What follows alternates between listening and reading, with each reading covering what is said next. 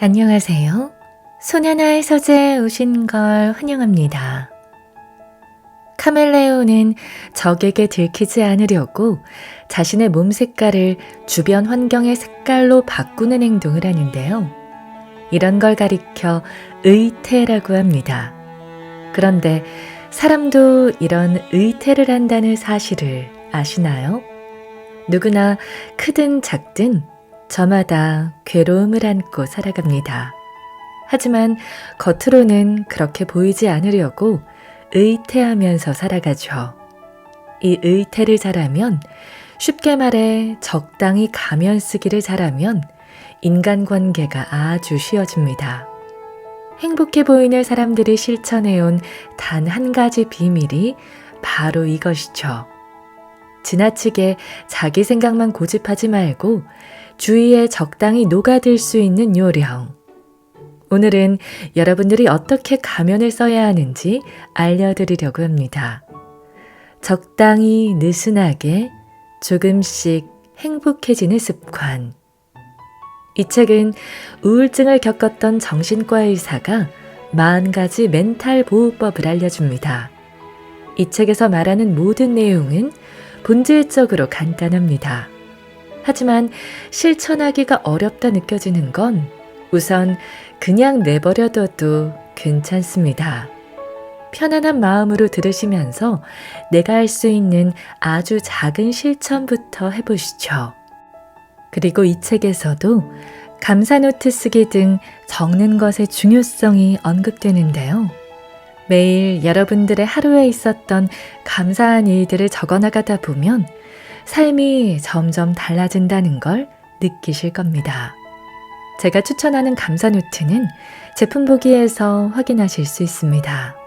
그럼 행복해지는 습관 함께 읽어보시죠.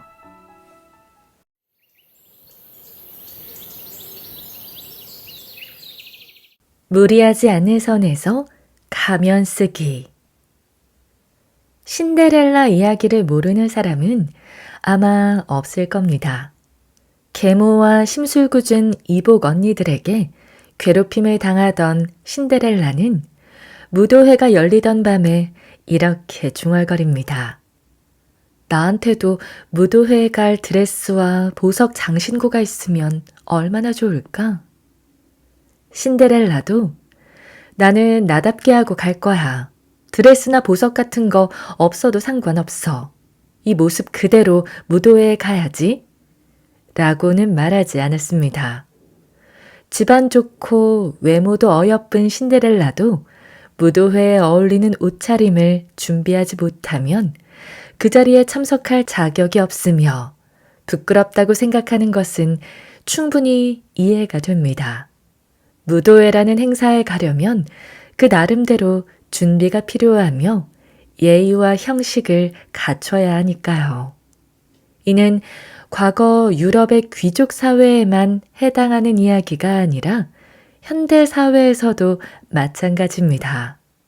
집에서는 대충대충 흐트러져 있는 사람이라도 회사에 갈 때는 흐트러지지 않는 사람의 가면을 쓰며 대개 집에서는 자유분방하게 옷도 거의 걸치지 않는 사람도 밖에 나갈 때는 마치 평소에도 제대로 옷을 갖춰 입는다는 듯 가면을 쓰고 외출할 것입니다.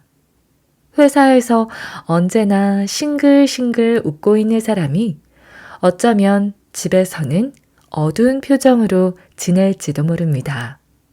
실제로 무슨 일이 있든 누구에게 무슨 말을 듣든 늘 온화한 의사 선생님이 집에 돌아가자마자 일에 대한 불만을 터뜨리면서 술을 들이킬 수도 있겠지요. 그만큼 모두 노력해서 세상에 맞추고 있거늘 별 생각 없이 남의 성과를 질투하는 사람은 그 일에 대해 그다지 진지하게 생각해보지 않았을 확률이 높습니다. 예를 들어보겠습니다. 당신은 매사 불합리한 과장과 사이가 좋지 않아 회사에 가는 것이 괴로워 미칠 지경입니다. 그런데 옆자리 직원은 과장에게 방실방실 웃으며 네, 잘 알겠습니다. 최대한 빨리 처리하겠습니다. 하고 시원하게 대답합니다. 그 모습을 보고 당신은 저렇게 긍정적인 사람은 좋겠어. 나도 긍정적이라면 인생이 참 편할 텐데. 라며 부러워할지도 모릅니다. 하지만 그 직원이 진심으로 우러나오는 긍정적인 마음가짐으로 그렇게 행동하는 것인지는 아무도 알 수 없습니다. 실제로는 그 과장은 날마다 왜 이러는 거야?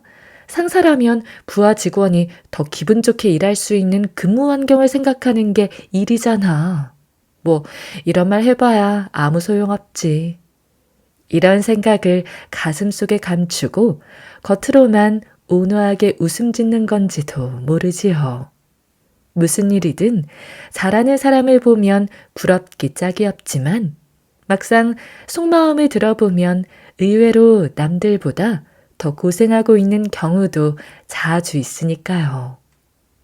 무리하지 않는 선에서 적당한 노력이 필요하다. 매번 근사한 식당을 다니며 SNS에 소개하는 사람은 수입의 상당 부분을 식비로 사용하느라 그 외의 생활 필수품은 아끼며 빠듯하게 살고 있을지도 모릅니다. 연인과 알콩달콩한 연애 이야기를 SNS에 올리는 사람도 사실은 애정이 식어 있는 상태일지도 모르는 일이지요. 백조는 겉에서 보면 물 위를 우아하게 헤엄치고 있는 것 같지만 수면 아래에서는 있는 힘을 다해 발을 버둥거리며 앞으로 나아가고 있습니다. 세상의 모든 사람이 대개 남들에게는 보이지 않는 곳에서 노력하고 있거나 남모르는 스트레스를 안고 있기 마련입니다. 아무 노력도 하지 않고 대단한 성과를 올리는 사람은 드물며 모두 어떻게든 좋게 보이려고 가면을 쓰고 더 좋은 모습을 내보이고 있는 것입니다. 그 점을 잘 이해해서 무리하지 않는 선에서 쓸 수 있는 가면을 쓰고서 세상을 살아갈 준비를 하면 됩니다. 물론 살아가는 게 힘들다고 느끼면서도 그것을 속일 가면을 쓰는데 능숙하지 못한 사람도 있을 것입니다. 하지만 세상에 의태하는 기술을 조금씩 실천하려고 노력하면 아무 노력도 하지 않아서 좋겠다며 다른 사람을 오해하고 부러워하는데 쓸데없는 시간을 낭비하지 않고 지낼 수 있습니다. 결점을 고치지 않고도 더 나아 보이게끔 하는 방법. 이 세상에 결점 없는 사람은 존재하지 않습니다. 애초에 결점을 없애는 노력이란 상당히 어려운 목표라고 할까요? 아무리 자신의 결점이 싫다고 그것을 고치려고 노력해도 완벽하게 없앨 수는 없습니다. 그래서 권하고 싶은 방법이 계속 강조한 결점이 눈에 띄지 않으면서도 더 나아 보이게끔 하는 임시 방편, 즉 가면을 쓰는 것입니다. 임시 방편으로도 괜찮다면 완전히 고치는 것보다 조금은 쉽지 않을까요? 물론 임시 방편이라는 표현을 사용하면 근본적으로 해결되는 건 아니라고 염려하는 사람도 있을 겁니다. 가령 성격이 급하고 싫은 소리를 들으면 금방 욱해서 상대에게 화를 내는 사람은 당연하지만 다른 사람들이 그다지 좋아하지 않겠죠. 그런 사람에게는 몇 초만 아무 말 하지 않은 채 분노가 극에 치닫는 순간을 넘겨보는 연습이 필요합니다. 그렇게 할 수 있느냐 없느냐로 힘들게 느껴지는 삶이 달라질 것입니다. 괴로움을 해소하기 위한 사소한 방법, 임시방편을 몸에 익혀보세요. 지금 당장 버려야 할 3가지 부정의 단어. 앞에서도 말했듯이 조금 더 수월하게 살아가려면 사물을 인식하는 관점이나 어려운 일이 닥쳤을 때 어떻게 행동하느냐 하는 사고방식을 바꿀 수밖에 없습니다. 물론 쉽지 않습니다. 그러니 우선은 의도적으로라도 행동에 변화를 주세요. 그 첫걸음은 말투를 약간만 의식해서 바꿔보는 겁니다. 그 가운데서도 가장 효과가 크면서 또 고치기는 의외로 쉽지 않은 것이 하지만 그게 아니라 어차피 이 세 가지 부정의 단어를 사용하지 않는 것입니다. 하지만 그게 아니라 어차피를 사용하면 안 되는 이유. 가능한 한 말할 때 하지만 그게 아니라 어차피로 시작하지 않도록 조금씩 연습해 보세요. 하루에 단 몇 번이라도 괜찮으니 우선 시작하는 게 중요합니다. 실제로 이 단어들을 사용하지 않으려고 생각하기만 해도 꽤 불편을 느끼는 사람이 많을 겁니다. 그렇더라도 일단 도전해 보면 대화할 때 여러 가지가 눈에 보이고 달라지는 것을 느낄 거예요. 다소 과장하자면 인생이 크게 달라집니다. 이유는 간단하지요. 이 단어들이 전부 부정의 뜻을 내포하고 있기 때문입니다. 대화를 시작하면서 부정하기를 멈추면 대화의 개혁이 이루어질 것입니다. 제가 조금 전에 인생이 크게 달라진다고 했을 때 당신은 어차피 나는 못할 텐데 라고 생각하지 않았나요? 이 말이 나올 순간에 앞으로 제가 하려는 말이 전부 부정되는 것입니다. 실천해 보려는 의욕도 완전히 떨어지고 제가 아무리 설명해도 머리에서는 나는 할 수 없어 하고 전혀 받아들이지 않는 상태로 변하죠. 애써 여기까지 읽었는데 어차피라고 생각한 순간 돈과 시간 그리고 체력을 완전히 허비한 셈이 됩니다. 아깝기 짝이 없는 일이지요. 하지만 행복해지고 싶고 조금 더 편안하게 살고 싶은 소망이 아직 남아있다면 이때의 부정은 좋습니다. 진료에서도 자주 있는 일입니다만 정신과 의사가 아무리 훌륭하고 경탄할 만한 조언을 해도 내담자의 대답이 부정의 말로 시작된다면 의사의 조언은 아무 소용이 없습니다. 상사의 말투가 어딘지 모르게 저를 질책하는 느낌이 들어요. 그렇다면 상사가 하는 말을 가능한 한 무시하는 방법은 어때요? 하지만 상사의 자리가 바로 제 옆인걸요? 그걸 어떻게 하겠어요? 지칠 대로 지쳐버린 사람은 이런 식으로 바로 부정하는 말이 튀어나오는 습관이 붙어버린 경우가 많습니다. 부정부터 한다면 해결 방법을 생각할 여지도 없습니다. 그래서 내담자들을 진료하는 자리에서 저는 부정언어 사용 금지를 실천해 보시겠어요? 하고 설명하면서 좋고 나쁨은 둘째치고 내담자가 어느 정도 자주 부정의 단어를 사용하고 있는지 함께 확인합니다. 지금 어차피라고 하셨죠? 라는 가벼운 느낌으로 세어보곤 하죠.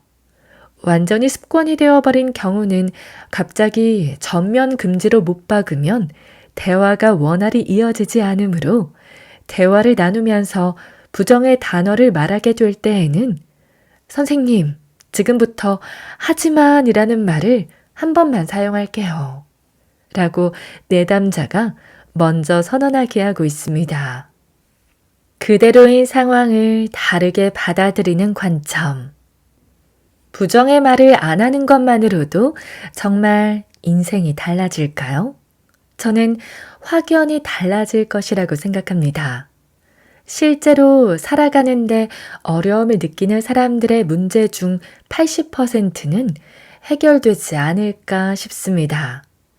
그 이유는 고민이나 괴로움 대부분이 현재 상황에 대한 불만이기 때문인데요.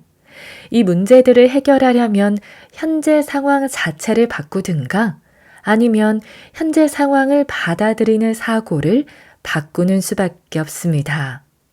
당신이 돈 많이 버는 직업을 가졌더라면 좋았을 걸 하고 친구에게 하소연했다고 생각해 봅시다.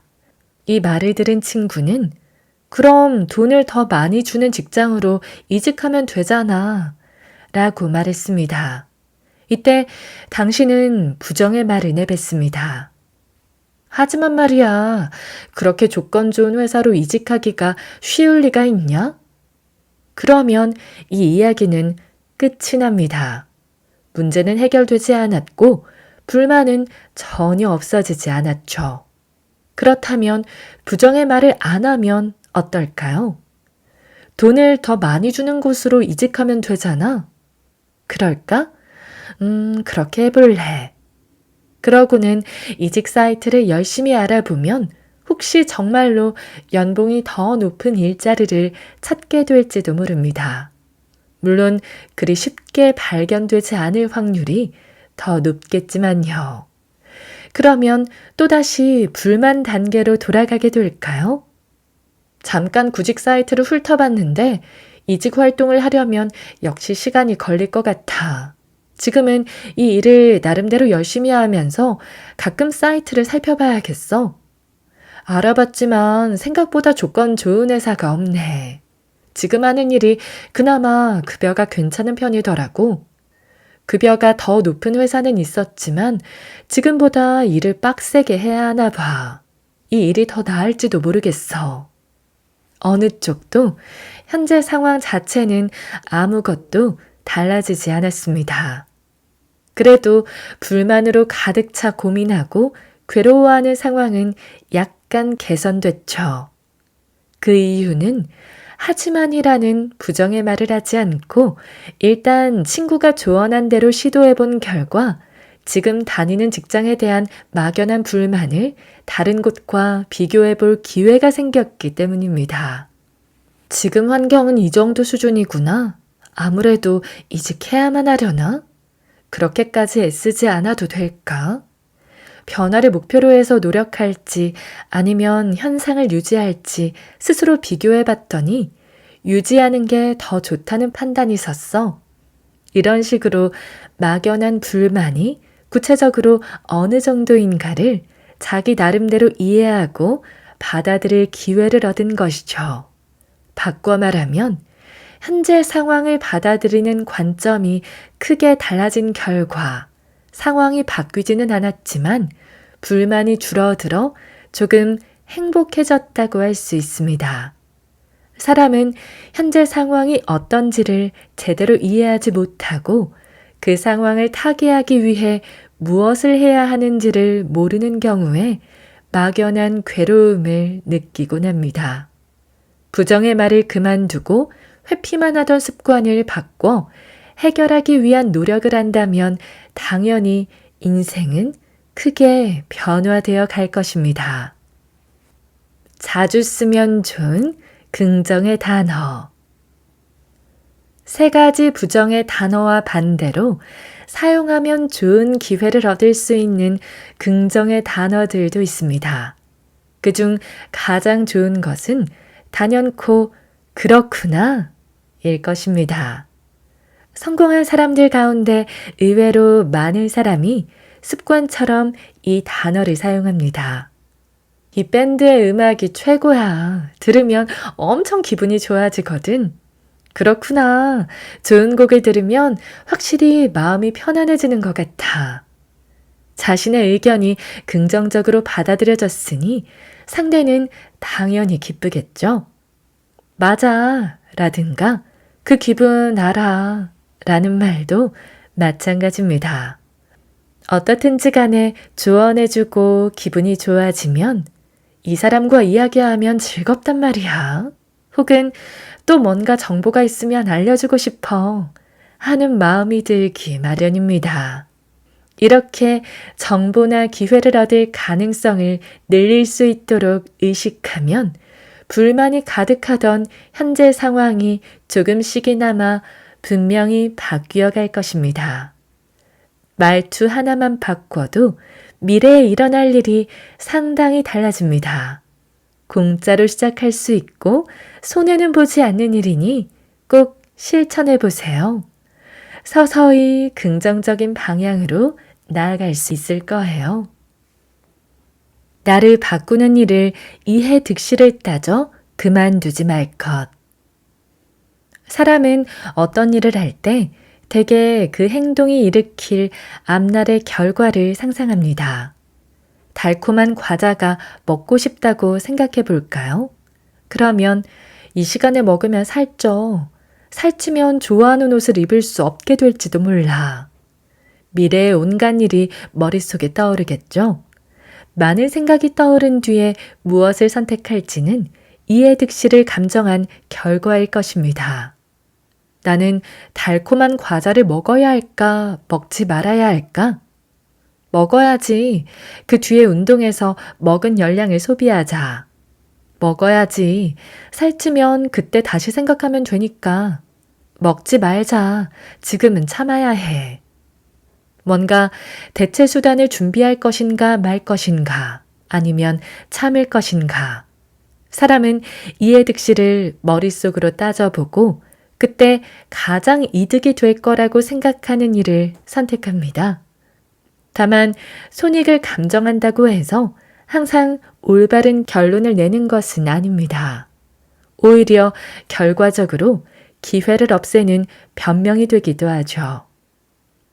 행동을 바꾸지 않는 한 현실은 달라지지 않는다. 약간 부끄럽지만 제 이야기를 예로 들어보겠습니다. 저는 학생 때부터 영어를 못했는데 최근 몇 년 동안 영어를 다시 공부하고 싶다는 생각을 하면서도 좀처럼 실천하지 못하고 있습니다. 역시 구실의 득실 감정이 작용하고 있기 때문이죠. 분명 영어를 못하긴 하지만 일상생활에서 정말 영어가 필요할까? 생각해보면 꼭 그렇지도 않거든요. 영어를 잘하지 못해도 일하는데 아무 지장이 없고 만일 꼭 필요한 상황이 닥치면 그때는 스마트폰에도 통번역 기능이 있으니 어떻게든 대처할 수 있습니다. 막상 공부할 시간을 확보하기도 쉽지 않거니와 돈도 들 테고 게다가 ADHD인 저로서는 학원에 다닌다 해도 수업에 지각하지 않고 과제물을 꼬박꼬박 잘 제출하기가 어려울 것입니다. 그래서 결국 하지 않겠다는 쪽으로 결론을 내리게 되었습니다. 이런 상태로 지내는 한 미래에도 영원히 제가 영어를 배우는 일은 없겠죠? 습관을 깨는 일은 위험을 무릅쓰는 가치가 있을지도 모른다. 인간을 포함한 모든 생물은 원래 그다지 습관을 바꾸고 싶어 하지 않습니다. 건조지대에서 서식하는 동물은 아마도 바다에 가까이 가지 않겠죠. 나무 위에서 살아가는 동물은 땅에 내려오기를 기피할 겁니다. 괜히 낯선 영역으로 넘어갔다가 그 순간 다른 동물에게 불시에 공격당할지도 모르니까요. 습관을 깨는 일은 생물계에서는 죽음의 위험에 다가가는 것을 의미합니다. 마찬가지로 인간도 이해 득실을 가려서 판단할 때 대체로 지금까지의 습관을 바꾸지 않는 방향으로 나아갑니다. 어떻게든 자신의 선택지에 정당성을 부여해서 습관을 바꾸지 않는 것이 옳다고 스스로 납득시키려 하는 것이죠. 하지만 나무 위에서 생활하던 원숭이가 땅으로 내려와 사람으로 진화했다는 가설이 있듯 어느 순간 습관을 깨부수지 않으면 결코 새로운 변화는 찾아오지 않습니다. 결국은 득실을 따지며 투덜대지 말고 재빨리 행동하는 편이 오히려 좋은 결과를 가져올 가능성도 있다는 뜻입니다. 애초에 이 득실 감정은 올바른 계산법이 아닐지도 모릅니다.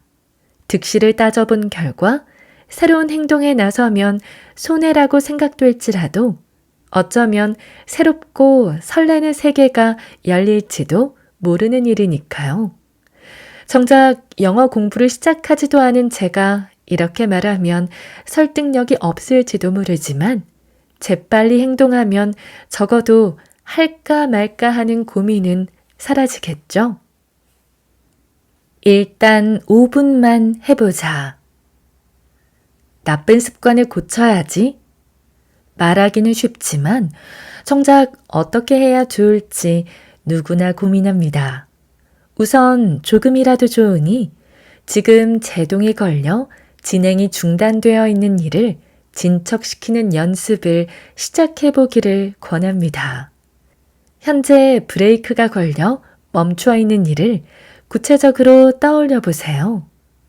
살펴보지 못한 서류 확인, 주변 청소와 정리정돈, 사용하지 않는 신용카드 해지, 유효기간이 다 되어가는 포인트 사용, 사용하지 않으면서 지갑에 넣어둔 포인트 카드와 스마트폰에 설치해 놓은 앱 정리, 가지 않고 있는 헬스클럽 탈퇴.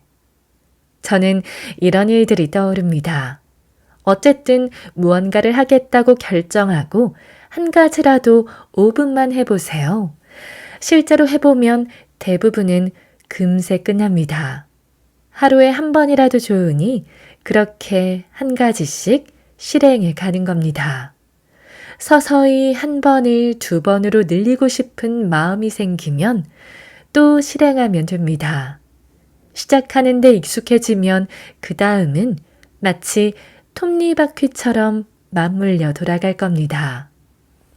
신경 쓰이는 사소한 일을 얼른 시작해 착착 정리하기만 해도 지금보다 자신의 평가를 높일 수 있으며 더 큰 만족감을 느낄 수 있습니다.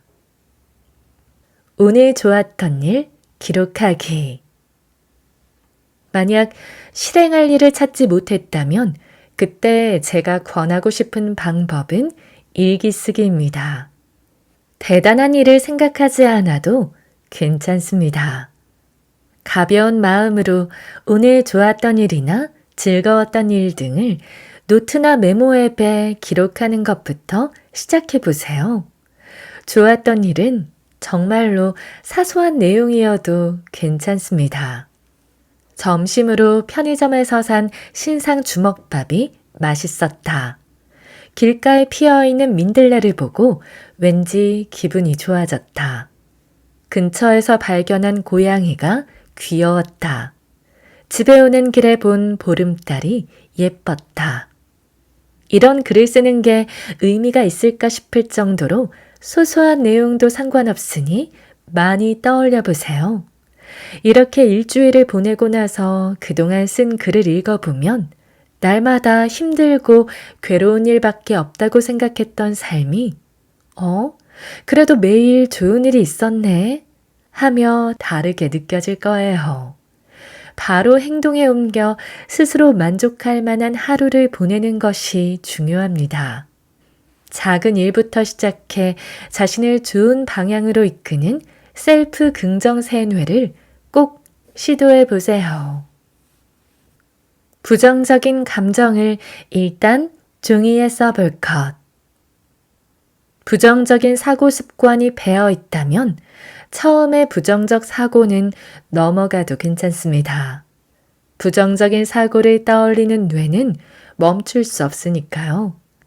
다만 바로 이어서 긍정적인 사고로 덮어 씌우는 습관을 들이는 것이 중요합니다. 아침에 눈 떴을 때 너무 일어나기 싫었지만 지금 이렇게 일어나 있잖아. 정말 잘했어. 회사에 가기 싫어서 뭉그적거렸는데 지금 이렇게 전철을 타고 출근하고 있으니 오늘 난 얼마나 멋진 거야? 최고야. 저는 이렇게 부정적인 생각을 긍정적으로 덧씌워 바꾸는 것을 부정의 긍정 변환이라고 부릅니다. 부정적인 생각이 자주 들어 고민이라면 꼭 긍정적인 사고로 전환하는 습관을 들이세요. 하루의 기분이 크게 달라지는 것을 경험할 수 있을 거예요. 효과를 높이고 싶은데 간혹 머릿속에서 덮어쓰기가 잘 되지 않을 때는 종이에 써보기를 권합니다. 종이에 적으려면 우선 한 번은 부정적인 사고를 드러내야 합니다. 거기에 긍정적인 내용을 더해 다시 사고를 정리하는 방법이죠. 이 과정에서 이런 일로 이렇게까지 비굴해질 건 없잖아 라는 생각이 드는 타이밍이 오면 머지않아 부정적인 사고가 어리석게 느껴질 날이 올 것입니다. 속는 셈 치고 꼭 해보시길 바랍니다.